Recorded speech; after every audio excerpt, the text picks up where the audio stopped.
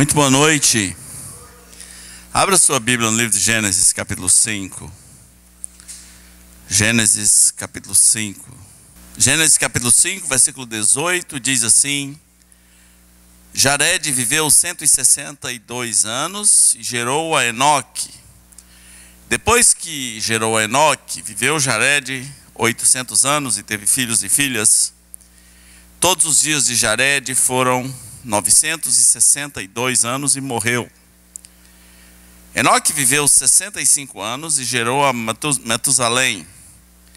Andou Enoque com Deus e depois que gerou a Metusalém, viveu 300 anos e teve filhos e filhas. Todos os dias de Enoque foram 365 anos. Andou Enoque com Deus e já não era, porque Deus o tomou para si. Amém? Vamos orar. Nós te louvamos, meu Senhor, pela tua palavra que está aqui diante de nós. Cremos no poder dela. Cremos, como ela mesmo reivindica, que ela é viva, está fazendo uma obra, que ela é eficaz, que ela é mais cortante do que qualquer espada de dois gumes, que ela é útil para a correção, a repreensão, a educação na justiça, que todas essas coisas estejam vindo ao nosso encontro e passando a fazer parte de nós, a partir da tua palavra, Senhor. Nós pedimos em nome de Jesus. Amém. Então, a história de Enoque você conhece muito bem. Num certo sentido, é uma história rápida, não é? Enoque não morreu porque Deus o levou, pronto. Essa é a essência do que sabemos. Por que Deus o levou? Não é? Porque Enoque andou com Deus. Hoje a gente vai refletir um pouquinho sobre o significado de andar com Deus, a partir do que a Escritura diz um pouco mais sobre Enoque. Que frase profunda sobre um ser humano. Imagine a lápide de alguém, né? Imagine o epitáfio de alguém, no túmulo escrito assim: olha, ele andou com Deus e Deus o levou para si. Tem gente que não anda com Deus e tem gente que parece andar com o outro, né? Tem gente que parece andar com o diabo. Eu conheci uma pessoa, que eu vou chamar de Zé, que durante um certo período ele se tornou um grande jogador de sinuca, quase perfeito. E ele estava jogando tão bem. Como é que eu sei? Já dizia o Marcelo Rezende, eu estava lá. Durante um período ele se tornou tão perfeito que começou a espalhar-se a lenda de que ele tinha feito um pacto com o diabo para jogar sinuca, né? Aliás, na região que eu nasci, era muito comum essas lendas de pessoas que faziam um pacto com o diabo. Se um cara tocava sanfona muito bem, ele fez um pacto com o diabo para tocar sanfona. Esse cara que diziam ter feito um pacto com o diabo, ele parecia o Enoque do outro lado, porque houve um tempo que ele desapareceu. E diz a lenda que o diabo o levou. Então, eu não sei onde ele anda, eu não sei se ele está vivo. O fato é, ele desapareceu. Olha o problema de andar com o diabo. Deus. É o Enoque ao contrário, né? É o Enoque da sinuca. É o Enoque do mal. A história de Enoque é uma história com Deus. E para nós, se a gente não se aprofunda, ela parece muito misteriosa. A história de Enoque é meio parecida com a história de Melquisedeque. Melquisedeque é uma pessoa na Bíblia que não tem pai, não tem mãe, não tem genealogia, e que não foi explicado direito quem é essa pessoa. Nós temos deduções bíblicas sobre quem ele seria, mas não foi explicado direito quem é esse Melquisedeque. A história de Enoque é parecida com a de Melquisedeque, exceto por um grande detalhe. Melquisedeque tem pai, tem mãe. Enoque tem pai, tem mãe, gera filhos, vive aqui na terra, de maneira que as pessoas puderam lhe conhecer.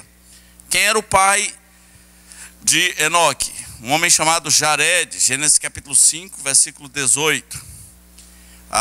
Diz a Bíblia que o Enoque viveu 365 anos e gerou Matusalém. Então você nunca associa Matusalém com Enoque, não é? Mas ele é o pai de Matusalém.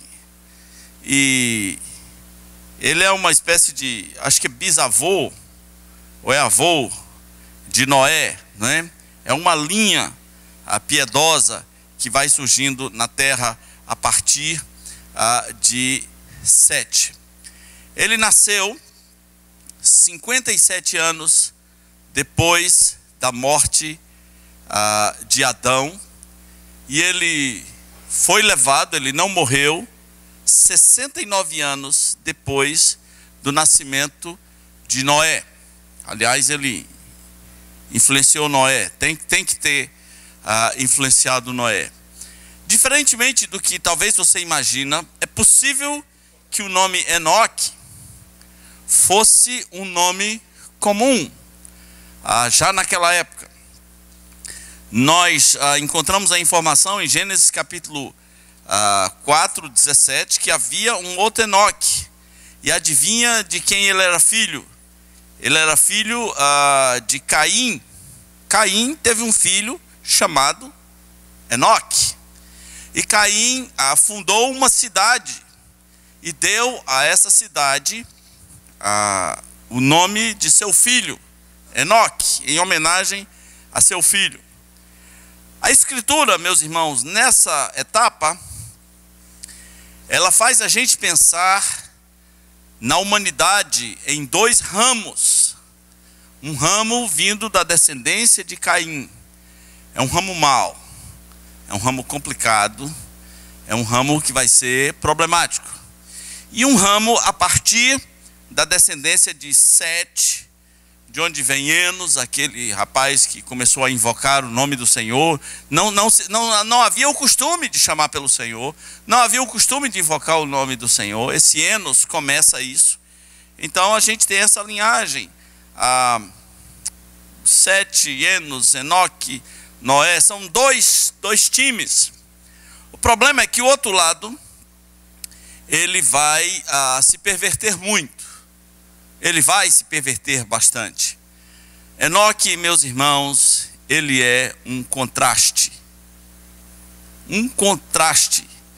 Não só com o outro Enoque que existia, mas com a humanidade daquele tempo.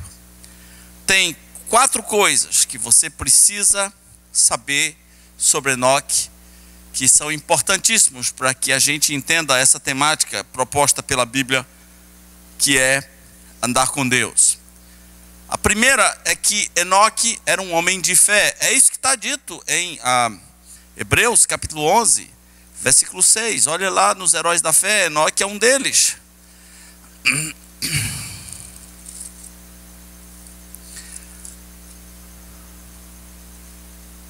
Hebreus capítulo 11, versículo 6, diz: de fato, sem fé é impossível agradar a Deus, porquanto é necessário que aquele que se aproxima de Deus creia que Ele existe e que se torna galardoador dos que o buscam.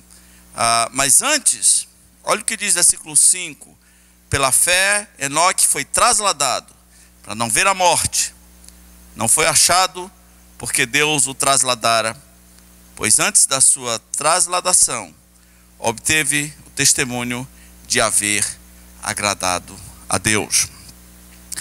Quando eu falo que Enoque é um contraste, é bem mais do que você pensa. Não é esquisito que a Bíblia venha narrando o nome de todo mundo e diga assim, e morreu. Fulano de tal, viveu tantos anos e morreu. E o fulano morreu. E o fulano viveu 830 anos e morreu. E Adão morreu. E fulano morreu. Aí quando chega Enoque, falou, e não morreu. E não morreu. Ele é um contraste por 365 anos. Aquela geração, meus irmãos, era uma geração muito má. Muito má. E o que aconteceu no dilúvio, nós não temos todas as informações. Nós sabemos que uma coisa muito horrível, dita em poucas palavras, aconteceu. E essa coisa horrível é: os filhos de Deus tomaram para si as filhas dos homens, as que mais lhe agradaram. E geraram filhos. E foram varões de renome. Ora, naquele tempo havia gigantes na terra e também depois. É tudo que é dito. Tem um tal de os filhos de Deus, que não diz quem é, pegaram as novinhas, ou coabitaram, há quem diga que fizeram mutações genéticas, alguma coisa estranha aconteceu. Aí diz, e naqueles dias havia gigante, e também, porque algumas pessoas que têm dificuldade com os gigantes que aparecem lá na frente da Bíblia, diz, ora bolas, mas se o dilúvio matou a todos, de onde vieram esses outros gigantes que apareceram? A Bíblia diz, naquele tempo havia gigantes e também depois, não só naqueles dias. Como eles escaparam ao dilúvio, não sei. Havia gigantes e também depois. Algo muito horroroso, que Deus talvez nem quer que a gente saiba, aconteceu naqueles dias, a ponto de Deus dizer, esse homem é continuamente mau em todos os seus caminhos, eu vou destruir todo mundo. Eu me arrependo de ter feito o homem. O dilúvio, meus irmãos, é uma coisa tão horrível, que é como se fosse um sepultamento de toda uma geração, para Deus começar de novo a partir da família de Noé, apenas por graça. Noé achou graça, encontrou graça diante de Deus. Agora imagina que nesse tempo em que os homens eram maus, estavam se tornando maus, nesse tempo em que a descendência de Caim parece estar tendo uma grande influência, a Bíblia diz assim, andou Enoque com Deus. Ele é o contraste. Por quanto tempo? Por toda a sua vida. Por 365 anos. Você precisa também ver a pessoa de Enoque como um pregador. Porque como é que alguém vai andar 365 anos com Deus e não pregar sobre esse Deus? Ele é um pregador. O livro de Judas chama de Enoque, pregador da justiça. Embora alguns digam que aquele Enoque é um pseudoepígrafe, é uma outra pessoa, mas independente disso, como alguém vai andar com Deus, a ponto de Deus o levar para si, como alguém vai andar com Deus durante toda a sua vida e não falar sobre Deus? Sim, Enoque era um pregador do seu tempo. Você precisa também ver Enoque como um homem que influenciou pessoas, porque é difícil ter uma vida assim, como ele teve, e não influenciar ninguém. Ele deve ter influenciado a Noé. Ele é uma espécie de bisavô. Eu não me lembro se é bisavô ou tatravô, mas não chega a ser tatravô de Noé. A sua história deve ter ficado registrada entre os homens piedosos daquele tempo. Esse é o Enoque. Num tempo em que o mal estava crescendo, e cresceu tão violentamente que Deus destruiu toda uma civilização. A gente geralmente vê uma pessoa e sua família que não vai ser destruída, que é Noé. Mas não esqueça, Enoque é poupado. Ele não vai estar aí para ver o dilúvio. Ele é tirado da terra no meio de uma geração pervertida e corrupta. Agora, vamos trazer isso para nós. Nós que não vivemos nos dias do Gênesis, que vivemos nos dias de tecnologia, de redes sociais, de comunicação rápida, de oportunidades para o bem e para o mal na velocidade da luz, em dias em que as pessoas estão ficando muito estranhas. Se a gente for honesto e pensar assim, como será o homem do futuro? Eu vi uns vídeos esses dias de pessoas que se acidentam porque estão usando celular. De repente elas caem num buraco, dá a cara no poste, né? Elas abalroam em outra pessoa. A toda hora tem alguém se acidentando porque estava, isso andando, tá? Andando assim, no meio da rua. Como você imagina que será o homem do futuro? Talvez o homem do futuro, se o fim não acontecer daqui a 1000 anos, o homem do futuro será um homem totalmente robotizado. Ele vai se casar com a tecnologia de maneira tal que ele vai ser a própria tecnologia. Será que essa tecnologia vai aproximar o homem de Deus ou vai afastá-lo? Será que será que nós não temos visto na palavra que Deus outra vez vai destruir tudo? Que Deus outra vez vai sepultar a humanidade para trazer à luz um novo começo? Então, o que está implícito no século 21 em andar com Deus? As mesmas coisas que estavam implícitas em andar com Deus nos dias do Gênesis. Porque andar com Deus é andar com Deus em todos os sentidos. É andar com Deus submetendo a Ele todas as áreas da nossa vida. E eu quero trazer, meu irmão, minha irmã, uma explicação rápida sobre, além do que está implícito, o que é que eu ganho ao andar com Deus? Como cristão, como filho de Deus, o que é que eu ganho ao andar com Deus? Andar com Deus não é fácil. Não é fácil. A Bíblia diz: o espírito está pronto, mas a carne é fraca. O próprio Jesus deixou claro que num segundo você desfocaliza, que num momento você muda de prioridades, que você pode perder o controle da situação a qualquer momento. Andar com Deus não é fácil. Mas onde estão as pessoas que decidiram: eu vou andar com Deus? Onde estão as pessoas que na virada do ano dizem: eu vou andar com Deus? Eu quero ser essa pessoa que vai andar com Deus. Eu estive fazendo uma pequena leitura sobre algumas coisas que ganhamos ao andar com Deus, como filhos de Deus. Em primeiro lugar, uma pessoa que vai andar com Deus vai saber interpretar melhor e administrar as suas emoções. Irmãos, eis uma das coisas mais difíceis da vida: interpretar as tuas próprias emoções. Eu sou metido a interpretar as emoções dos outros, a tentar entender o que está acontecendo com a cabeça dos outros. Mas às vezes eu não sei o que está acontecendo com a minha.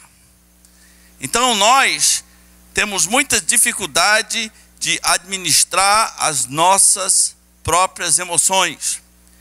Como é que nós interpretamos corretamente as nossas emoções a partir daquilo que as Escrituras dizem sobre as nossas próprias emoções.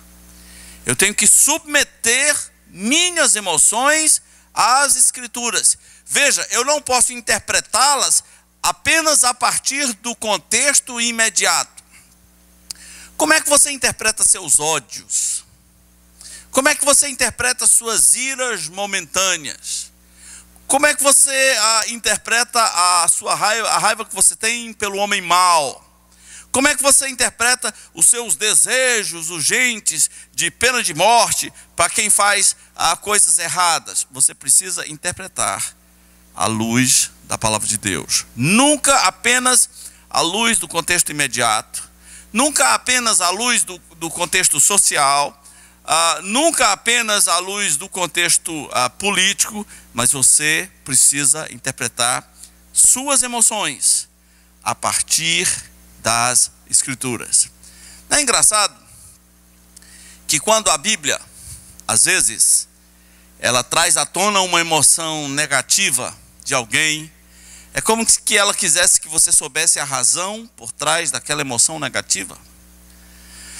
Quando uma mulher lavou os pés de Jesus com um perfume caríssimo, quando ela ungiu a cabeça de Jesus, melhor dizendo, com um perfume caríssimo, a Bíblia diz que Judas ficou escandalizado. Foi uma emoção.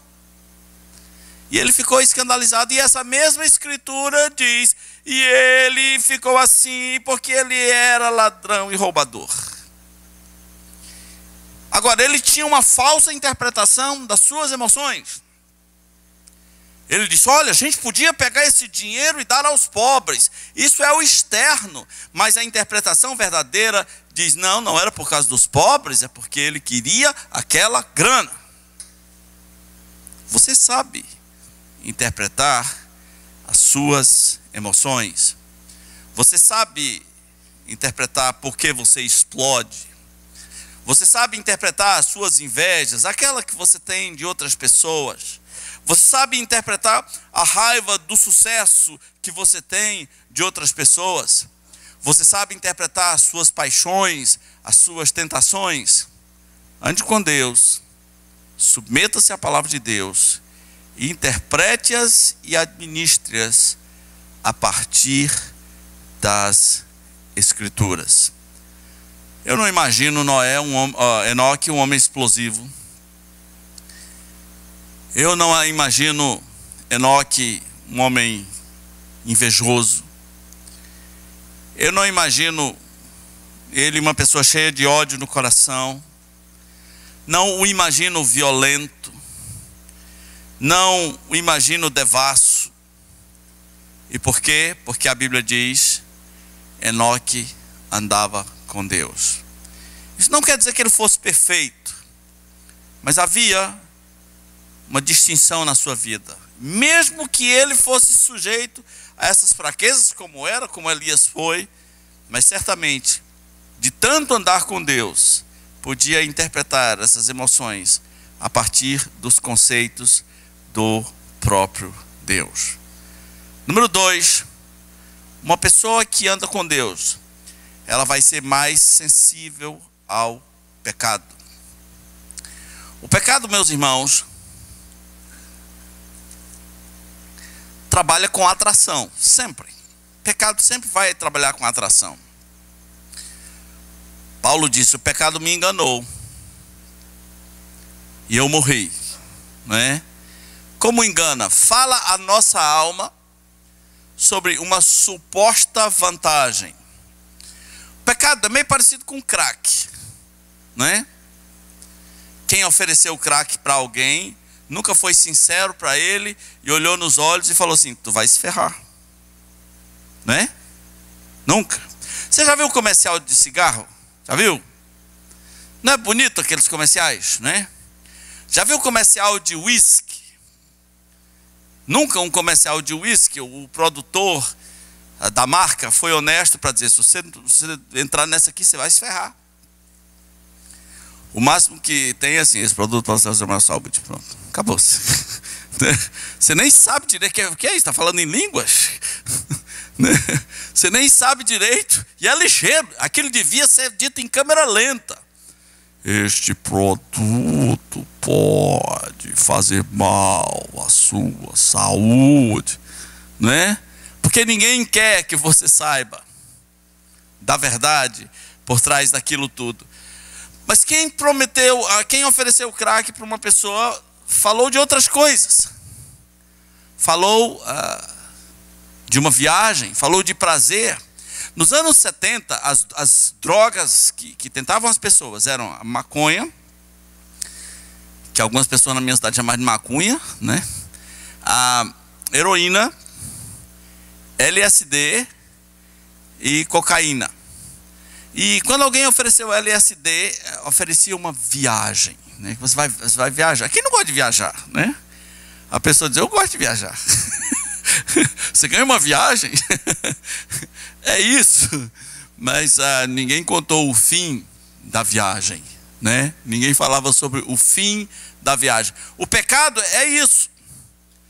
Quando o pecado fala à tua alma para você pecar, ele promete alguma viagem. Se você for tentado a se vingar, o pecado está dizendo a você, vai ser bom, você vai se sentir melhor. Acredite. Você vai lavar a sua alma, acredite. Lembra quando a serpente falou para Adão e Eva no jardim do Éden? Satanás não disse assim, vocês se ferram no final. Ele não falou isso. Ele falou assim, olha, vocês vão ser como Deus. Não é? Que viagem. Que atração, vocês vão ser como Deus. E os olhos de vocês serão abertos.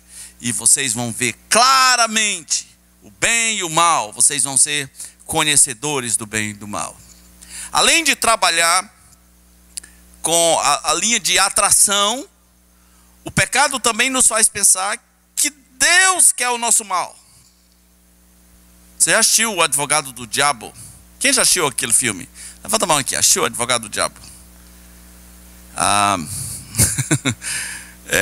Tem uma parte do filme muito chocante, em que o Al Pacino faz um discurso pesado sobre o fato de que ele achar que Deus quer o teu pior. O pecado é assim, meus irmãos. Na nossa alma nós vamos pensar que Deus quer cortar o nosso barato. Escute, quando Deus quer manter você longe do pecado, Ele não quer o seu mal. Ele quer te proteger, acredite. Quando Deus quer manter você longe do pecado, Ele não quer o teu mal. Ele quer te proteger.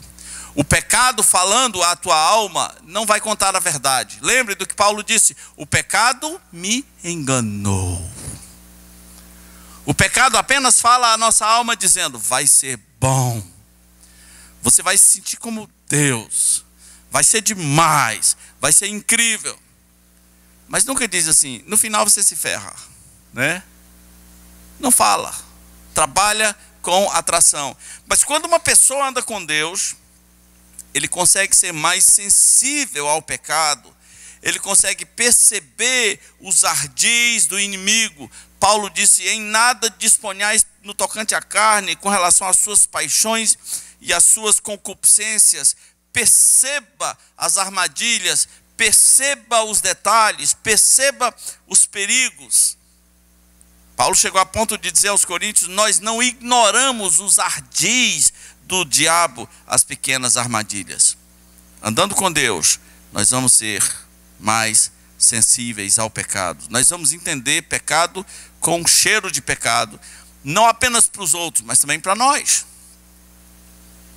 Também para nós. Nós vamos dizer, epa, por que eu estou pensando dessa maneira? Por que eu estou abrigando essas coisas no meu coração? Número 3, uma pessoa que anda com Deus sempre vai aprender mais. Enoque deve ter aprendido muitas coisas. Meus irmãos, há um grande silêncio na história desses homens. Matusalém, Jared, Noé, Enoque. Há um grande silêncio, nós não sabemos suas histórias, nós não sabemos detalhes de suas vidas, dos seus relacionamentos com Deus. Tudo nos é dado de forma muito sintética e em termos de genealogia. Mas imagine, ele andou com Deus toda a sua vida. Toda a sua vida. Ele aprendeu muito de Deus. Tem uma coisa que eu sei sobre aqueles homens. Eles viveram num planeta diferente do que vivemos. O cientista, a Bíblia diz, os sábios inculcando-se por sábios tornam-se loucos. Quando eles vão interpretar o nosso planeta, eles cometem pelo menos 3 erros gigantescos. Um deles é não entender que Deus criou coisas com idade aparente. Então eles não sabem o que é idade aparente.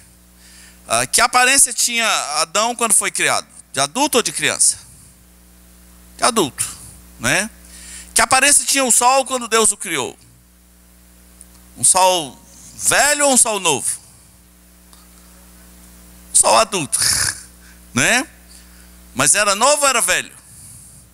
Novo, com aparência de velho. Um cientista jamais vai poder se livrar dessa armadilha. Isso me faz lembrar no vinho que Jesus multiplicou, né? O vinho era novo, mas as pessoas que estavam bebendo falaram, mas esse é velho, esse é bom, né? Idade aparente, no caso lá também, gosto aparente. Que idade tinha o peixe que Jesus multiplicou? Minutos, né? Mas alimentou uma multidão. Que idade tinha o pão? Minutos. Então, se você conseguisse levar um cientista de volta no tempo e de volta ao Jardim do Éden, e fizesse ele olhar para o Jardim do Éden e dissesse, calcula a idade desse lugar aqui. Ele ia dizer, bom, esse rio aí, mais aquelas pedras ali, mais aquelas árvores ali, milhões. Não, mais especificamente, bilhões de anos. A teoria da evolução só se sustenta, meus irmãos, em bilhões de anos. É preciso um planeta muito velho, uma terra velha, para as coisas darem certo. Um outro erro que eles cometem é eles não entenderem que existem 2 mundos. O mundo pré-diluviano e o mundo após-diluviano. Antes do dilúvio e depois do dilúvio. Pedro diz isso, ele diz o mundo daquele tempo. Existia uma coisa chamada mundo daquele tempo, com geografia diferente, com montes com altura diferente, com clima diferente, com volume d'água diferente. Existe o mundo daquele tempo. E certamente um mundo não poluído, onde as estrelas provavelmente brilhavam mais. Alguns historiadores, cuja imaginação viaja muito, dizem que há tradições em que o céu era tão limpo que as estrelas não eram vistas como nós vimos, elas eram verdadeiros desenhos. E os patriarcas daquele tempo sabiam interpretar aqueles desenhos, eram sinais nos céus. Dizem que um desses sinais era um leão esmagando a cabeça de uma serpente. Pode ser. Constelações inteiras em formato de desenho. Não sei nada, não estive lá. Só esses homens tiveram esse privilégio de viver nesse planeta. E você acha que Deus não ensinou tanta coisa para esse Enoque, o homem que andou com Deus durante 365 anos? Ele é um contraste. Ele anda com Deus. Andar com Deus sem querer aprender de Deus é esquisito. Jesus disse, tomai sobre vós o meu jugo e aprendei de mim. É preciso aprender dele. Quem anda com Deus vai aprender sobre Deus. Além do mais, quem anda com Deus vai aprender a se realizar em Deus. Poucas pessoas sabem se realizar em Deus. Se você perguntar, realização é um negócio muito interessante. Algumas pessoas se realizam na sua posição, no seu status social. Uma vez um palestrante disse, olha, a maioria de vocês, o problema não é dinheiro. Chegue para uma pessoa, para um funcionário público, que diz assim, meu problema é dinheiro, eu estou precisando de mais dinheiro. E ele fala, não. Seu problema é realização. Quer ver uma prova? Eu dobro o seu salário. Mas você vai vender pipoca na rua. Eu não. Eu estou dobrando o seu salário. Você não falou que o seu problema era dinheiro? Talvez não seja dinheiro. Eu triplico o seu salário. Você vai desgotar fossas. Está melhor assim? O problema não era dinheiro, gente. Não é dinheiro. O problema de muita gente é realização. Eu morei numa cidade onde, naquele tempo, as prefeituras enchiam de cabide de emprego. Muita gente, muita gente. E a prefeitura pagava meio salário mínimo para pessoas que botou nesse cabide de emprego. Eu fiz a conta com alguns. Eu falei, isso não paga a roupa que tu veste. Mas a pessoa se sentia tão feliz trabalhando na prefeitura. Não era? Porque era a sua realização. Acordar cedo, tomar aquele banho, passar aquele gel. Eu vou para a prefeitura. Né? Era a sua realização. Eu falei para tanto, falei, vai vender chiclete, ô criatura. Você será seu próprio patrão e vai ganhar muito mais. Como é possível você se submeter a isso? Mas era realização. Outros se realizam num grande amor. Se eu encontrar um grande amor, eu serei realizado. Aliás, essa busca da realização, em nome de um grande amor, pode levar pessoas à loucura. Uma vez eu fui chamado numa casa para acudir uma pessoa, uma vizinha, 30 anos. E o namorado a deixou. Uma trintona, uma balzaquiana, trintona. E como é que ela reagiu porque o namorado deixou? Simples. Ela estava pegando os garfos da cozinha e enfiando na coxa. Simples. Ele me deixou, aquele infeliz, ele me deixou. E ela... Eu vi isso. Meu Deus do céu. Tu é doida, doida. Né? Se aquela mulher realizasse em Deus, ela diria, deixou, deixou, vai doer, vai doer. Mas e aí? Eu tenho um Deus que está acima do idiota, não é? Eu não me realizo naquele sujeito inicialmente. Eu não me realizo naquela pessoa. Triste de você, cuja realização é uma pessoa. Realize-se em Deus. E você nunca vai sofrer essas dores como é que chama? É dor de cotovelo, dor de chifrudo, dor de quê, gente? Né? Vai doer, vai, né? Mas você toma um banho, vai assistir um filme, né? No outro dia você pensa um pouquinho mais, depois você vai para a vida.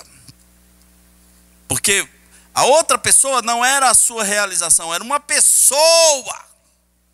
Não é o seu Deus, era uma pessoa. Outro dia eu estava mostrando na escola dominical como as pessoas pecam no que elas dizem sobre os outros em poesias, né? E eu estava falando coisas para você nunca dizer, né? Nunca diga para ninguém, você é meu sol, você é meu tudo, você é minha luz. Você está lascado se alguém é sua luz. Você é o ar que eu respiro. Você é luz, é sol, estrela e luar, manhã de sol. Não fala essas coisas. Meu iaiá, meu ioiô pode, mas essa não fala. Não fala essas coisas. Realize-se em Deus. Não se realize em pessoas, não se realize em bens, não se realize nem mesmo na sua denominação. A Bíblia diz, aquele que se gloria, glorie-se no Senhor. Aonde estão as suas realizações? Não é? Em quem é que você realmente encontra sentido, para a vida. Talvez você não enfie um garfo na coxa, né? Mas sofre além da conta. Como se tivesse enfiado uma faca no seu peito. Você esperou demais daquela pessoa. Você achou que ele era a sua felicidade. Vamos dizer que o nome dele é Zé. Então o salmo para você é assim: o Zé é minha luz e a minha salvação. Ora, Paulo, se é o ar que eu respiro, não é? O que mais? É minha força, minha luz, meu tudo, minha vida, a razão do meu viver. É não. É não. Às vezes, atenção mães, o que eu vou dizer não é nada frio, mas é verdadeiro. Às vezes eu ouço mulheres dizendo assim: meus filhos são minha vida. Eu falei: você está frita.